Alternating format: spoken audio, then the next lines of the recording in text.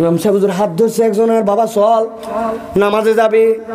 100 দাঁত হাঁটে গেছে, যাওয়ার পরে বলছে হুজুর আজকে কি বার? বলছে বেকুব, তোকে আসরের নামাজে নিয়ে যাচ্ছে, তুই বার জিজ্ঞাসা করিস কেন? বললি হুজুর বলেন না কি বার? বলছে আজকে হচ্ছে মঙ্গলবার। বলছে আল্লাহর কিরা করে বলতেছি বুধবার, বৃহস্পতিবার, জুম্মার দিন, শুক্রবার থেকে আমি নামাজ ধরছি না ধরছে। কি রে তোর মঙ্গল কোথায় গেল, বুধ কোথায় গেল, বৃহস্পতি কোথায় গেল? শুক্রবার পর্যন্ত ঠেলে নিয়ে গেছে। ওই যে শুক্রবার ঠেলা দিছে, কত শুক্রবার যে পার হয়েছে, ওরা নামাজ ধরা হয় নাই। এইরকম নামদারি মুসলমান আছে কিনা? ইনশাআল্লাহ আগামী রমজান থেকে দেখেন, আমাকে দেখেন কেইসা হুজুর হয়ে যায়। কত রোজা পার হলো, উনার আর হুজুর হওয়া হলো না, ঠিক কিনা? হ্যাঁ, আপনি ব্যবসাপাতি অনেক ভালো করেন, এখন পর্যন্ত আল্লাহর ঘরে যান না কেন? বলছে এখনো গুছায় উঠতে পারি নাই। একবার খালি আল্লাহর ঘরে যায়, আসার পরে দেখবেন মসজিদ তার আমি কোথাও নাই।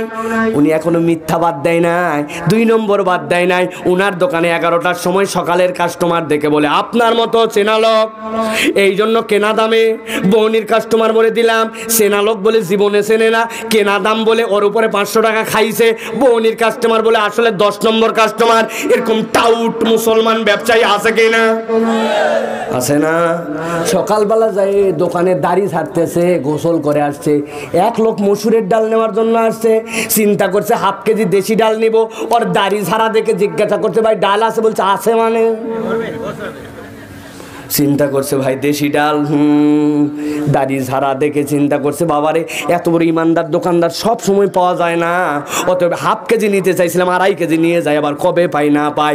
এই বেটাই এমন বাটপারের বাটপার, আগের রাত্রে চাইনিজ ডাল, ইন্ডিয়ান ডাল, দেশিটা 110, ইন্ডিয়ানটা 85, চাইনিজটা 75 ধরেন, 3টা মিক্স করাইছে, 10 কেজির মধ্যে 2.5 কেজি করে ঢুকাইছে। এখন ফায়দা বরাবর তার 27 টাকা। দাড়ি ঝাড়ি দিয়ে বলছে আছে মানে, হাফ কেজির জায়গায় নিয়ে গেছে ওই বেটা 2.5 কেজি। বলেন তো এর থেকে বড় বাটপার আর মুনাফিক মুসলমান আছে কিনা? ও আল্লাহর নবী দাড়ি দিয়া এইটাকে মুনাফিকের রাস্তায় ব্যবহার করেছে। আল্লাহ রাব্বুল বলেছেন তারাব্বাসতুম, আল্লাহর দিকে আসবো বলে আসে না, শুনবো বলে শুনে না, এই ধরলাম এই করলাম বলে অপেক্ষা করায় আর অপেক্ষা করায়। আপনার আমার জীবন বিশ্লেষণ করে দেখেন, কোরআনটা পড়বনি ধরবনি, মোড়ের দোকানে দাঁড়ালে উনি পুতিনকে, ব্লেয়ারকে, উনি বুশকে পর্যন্ত জ্ঞান দেওয়ার মতো জ্ঞান রাখে। যদিও পরিচয় দেয় আমি কৃষক, কিন্তু বাপরে জ্ঞান। 2য় বিশ্বযুদ্ধ, 3য় বিশ্বযুদ্ধ, গাজা, ফিলিস্তিন, মনে হচ্ছে যদি খালি একবার উনাকে হামাসের ওই দলের মধ্যে নিয়ে যায় দায়িত্ব দেওয়া হতো, উনি তো একদিনে ইসরায়েলকে ফটাস করে দিত। আছে না এরকম? এত পণ্ডিতের পণ্ডিত ধরবেন ভাই সূরা ফাতিহা পড়েন, বলে শুদ্ধ করে পড়তে পারি না বাবা, বয়স হয়ে গেছে, দাঁতের অবস্থা ভালো না, শরীর ভালো না, টাউট। বলেন কি না?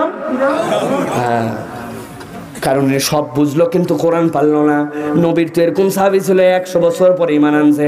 উনি যদি পারে, উনি যদি পারস্যের লোক হয়, উনার ভাষাও যদি আরবি না হয়, উনি যদি পারে, তাহলে আপনি বুড়া বয়সে কোরআন ঠিক করলেন না, আল্লাহর কাছে যাওয়ার পরে উত্তর দিতে পারবে। আটকাই দিবে আল্লাহ, আটকাই দিবে আপনাকে। এই মুরব্বী ভালো করে বোঝেন। আবার মসজিদের মধ্যে যাওয়ার পরে যদি কোনো বাচ্চা কাচ্চা একটু কথা বলে, মুরব্বীদের গরমে বাঁচা যায় না, আছে না? শেষ বৈঠকে একটা বাচ্চা একটু হেসে দিছে, উনি আত্তাহিয়াতুলিল্লাহি ওয়াস সালাতু আলাইহি নামাজটা শেষ হোক, দেখ তো কি আল্লাহুম্মা সাল্লি আলা মুহাম্মদ, কার বেটার এইটা আবার হাসছে, আল্লাহুম্মা ইন্নী যালামতু নাফসি কাসীরা, দেখ করে নামাজ শেষ, আসসালামু আলাইকুম ওয়া রাহমাতুল্লাহ, আছে না? বড় বড় লেকচার মারেন।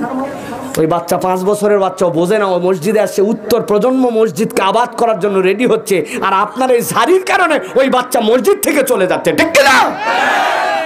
আমি বলছি আল্লাহ যদি আমারে জান্নাতে নেয়, আমাদেরকে নেয়, আমরা ওই দিন যাই খেলা দেখাবো।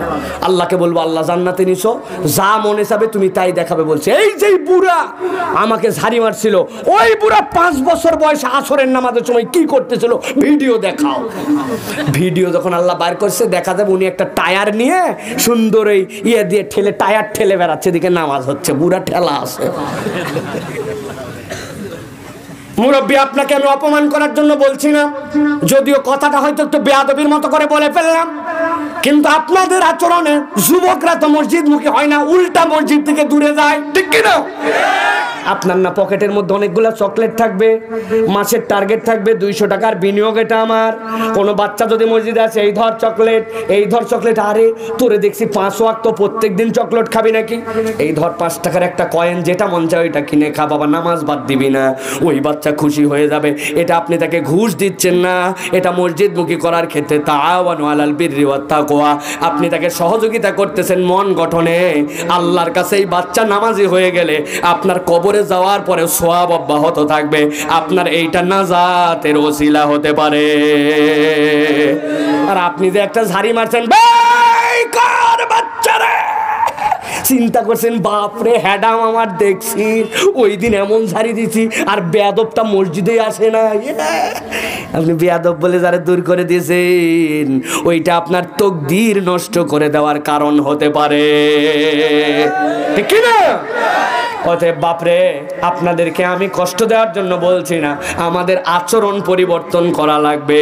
ইসলামের সবচেয়ে দামি সম্পদের নাম হচ্ছে আচরণ, ঠিক কিনা? পারবেন বাবারা, পারবেন?